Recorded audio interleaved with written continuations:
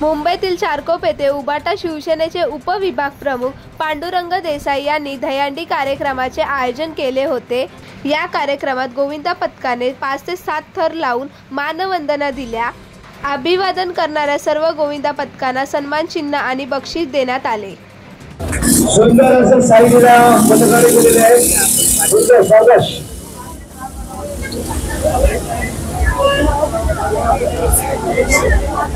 चला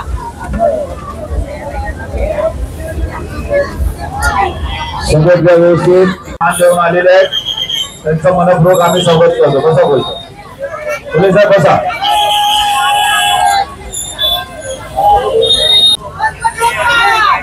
मला आवर्जून हे सांगावंसं वाटतं, गेली 22-23 वर्ष या विभागामध्ये आपण सातत्याने हा महोत्सव साजरा करतो।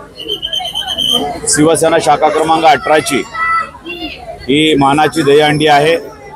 ही दहीहंडी आपण 55,555 आणि एक आकर्षक आपण ट्रॉफी देतो आणि अत्यंत चांगल्या प्रकारे हा उत्सव साजरी होतो।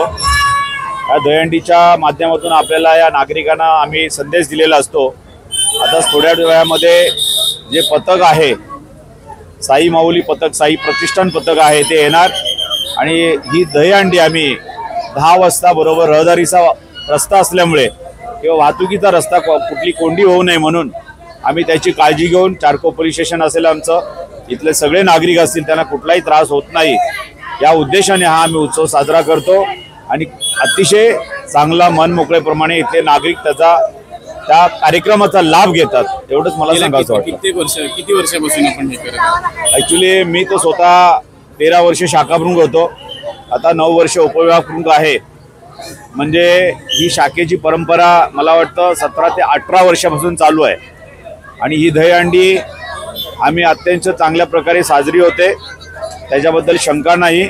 आणि कुठलाही कार्यक्रम असला शाखेचा तर आमचे सर्व कार्यकर्ते, आमच्या शाखेचे शाखा प्रमुख आता सध्याचे नवनिर्वाचित दोन्ही आहेत, सिद्धेश जेदे आणि आपल्या शाखा संघटक अनिता कुपेकरताई आणि आमच्या आता बोरील विधानसभेचे विधानसभा संघटक विनोदराजे शिर्के, बोरील विधानसभेचे सहसंघटक किशोर दळवी, असे सर्वच पदाधिकारी या ठिकाणी आहेत।